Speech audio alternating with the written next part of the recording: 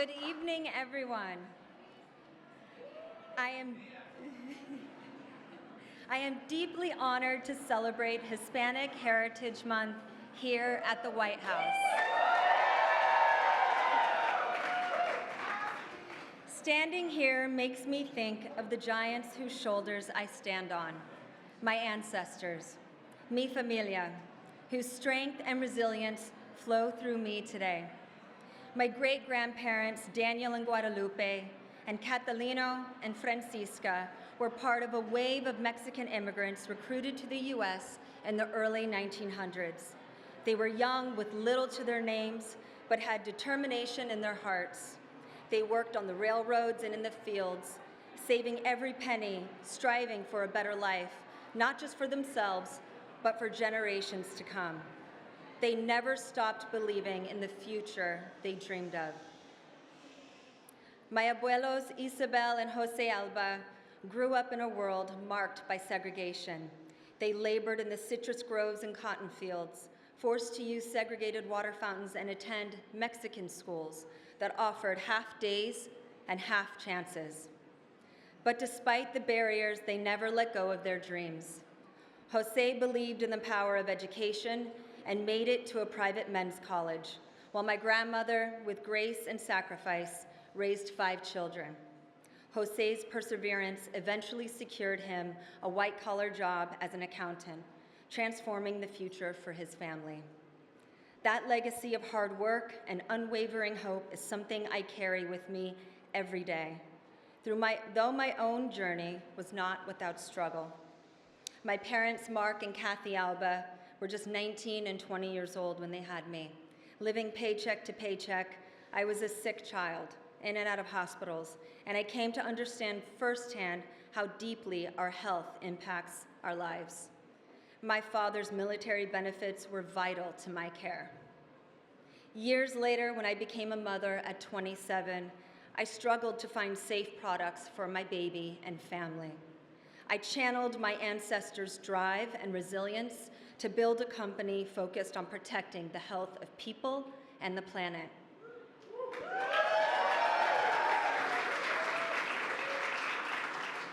The Biden administration's commitment to the health of our communities, clean air, safe water, access to health care is personal to me. They understand the importance of giving everyone a chance to thrive, just like my family.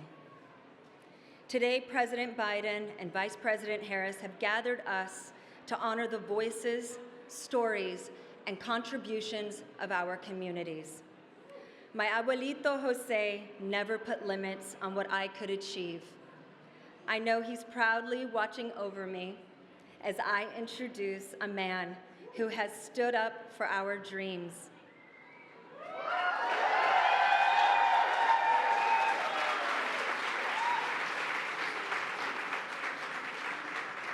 A humble public servant who served with honor and dignity.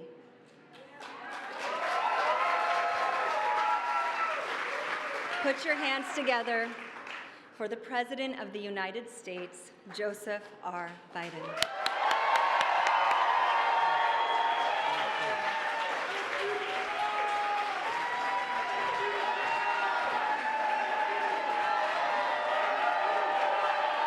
Thank you.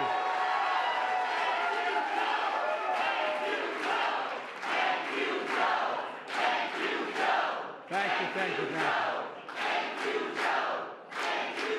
I don't know where the hell that Joe is you're talking about, but thank you.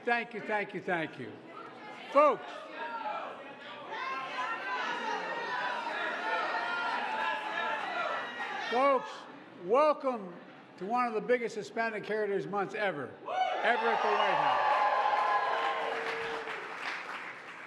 Before I begin, some of you have a lot of good friends here, a lot of elected officials. Not going to go through all, but I want to point out something that I heard you say all the time. One of the things that is changing, and the Hispanic community is going to change America even more. 25% of K through 12 children are Hispanic. 25%. I've been saying this for a while. Some of you thought I was exaggerating, but I'm telling you, what's going to happen over the next 10, 12 years is going to change the dynamic of this country in a big way. And by the way, Jessica, thank you for the introduction. She's an actor, producer, advocate, author, and she knows how to build companies. Jessica, if I'm really good, maybe you can get me a job in this area. God love you. Youngest Latino to start and take a company public and build a billion-dollar company. You're something else.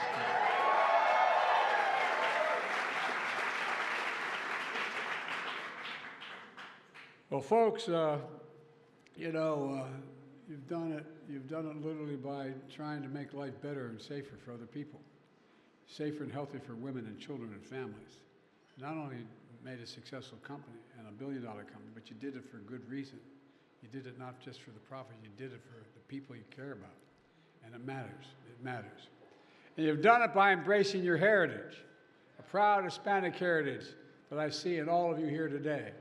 And I want to recognize our congressional partners who are here, including Pete, Chair of the House Democratic Caucus, Nanette, where's Nanette?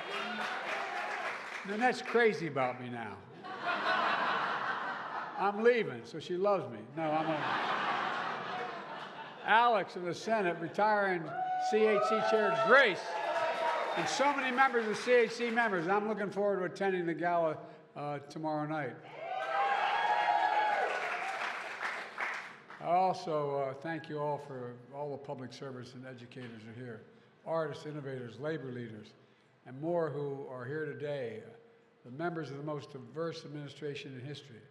I made a commitment when I got elected. I was going to have an administration that looked like America, that taps into the full talents of our nation, including the incredible Hispanic cabinet members who are here today. Secretary of Education Cardona, where are you, Mr. Secretary? Good. Small Business Administrator Guzman. Where's Administrator Guzman? There you are. Secretary of Navy, Carlos Del Toro. The Navy's here somewhere. Nice. Okay, man. Well, thank you. Thank you. The saying goes, you are your ancestors' dream. You know, I think about the courage of so many of you and your ancestors who came to America to start a new life. A nation that's more than just a place. You know, we're the most unique nation in American history, in the history of the world.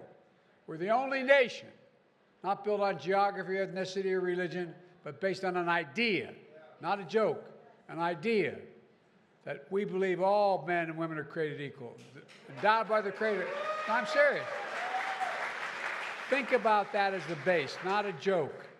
We're a nation of immigrants. We're a nation of immigrants. And by the way, it's an idea, not geography, an idea.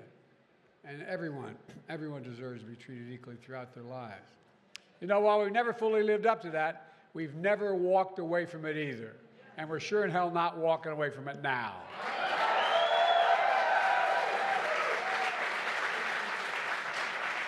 Since our founding, the very idea of America has been nurtured, enriched, and advanced by the contributions and sacrifices of hard work and dreams of immigrants and descendants from all over the world.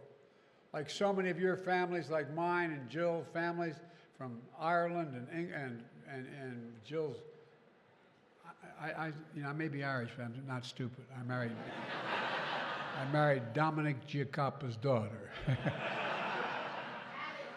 You can say that again, man. No one screws around me. One of the reasons Jill and I really wanted to host today's celebration is to say thank you. Thank you for your partnership and your friendship. And I mean sincerely, we're forever grateful. I mean it from the bottom of my heart. I also want to host this reception because we have progress to celebrate. Together, we're making the most significant investment in the Hispanic community ever in all of American history. We've centered equity in everything we do.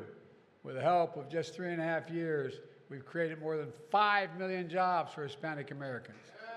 the lowest Hispanic unemployment rate on record. We also turned Puerto Rico's economy, investing in more than $140 billion and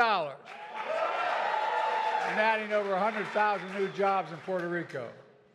More Hispanics have health insurance than ever before in history.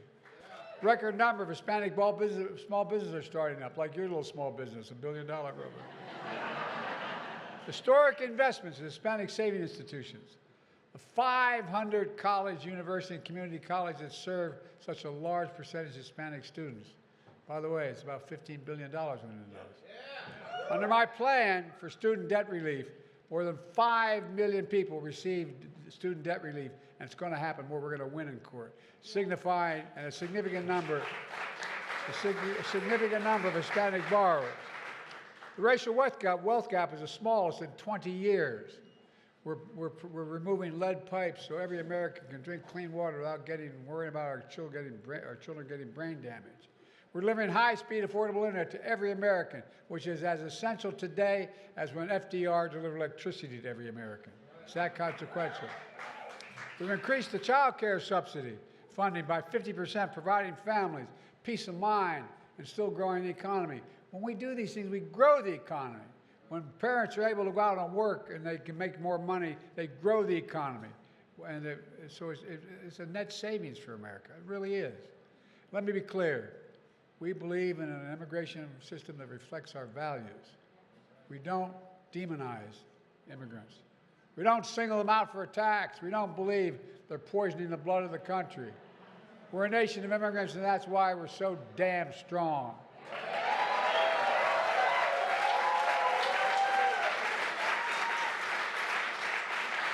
On my mother's side of the family are a bunch of Irish immigrants who came over on coffin ships in 1848 and 1850. And guess what? We don't know, but if you go back and look, Irish Catholics were discriminated against as much as any other group of people ever came to this country. But guess what? We're proud as hell of what we've done, and all of you, protecting our fundamental freedoms. The freedom to vote, the freedom to choose, the freedom to deny, not to deny any of those freedoms. And folks, in this administration, we don't erase history. Together we make history. We're making history. And today we honor you. And the long line of patriots throughout our history have made the promise of America real for all Americans. And let's finally honor this history by building the National Museum for Latino Americans.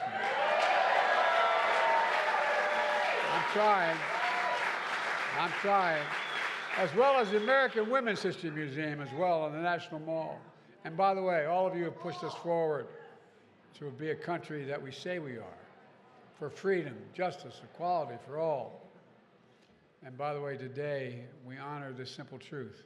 Hispanic history is American history. And by the way,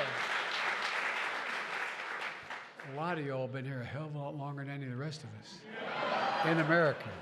In America. Yo, not a joke. Hispanic excellence is American excellence. Look, you're all standing and you're all going to start to rebel in a second, so I'm going to close this out.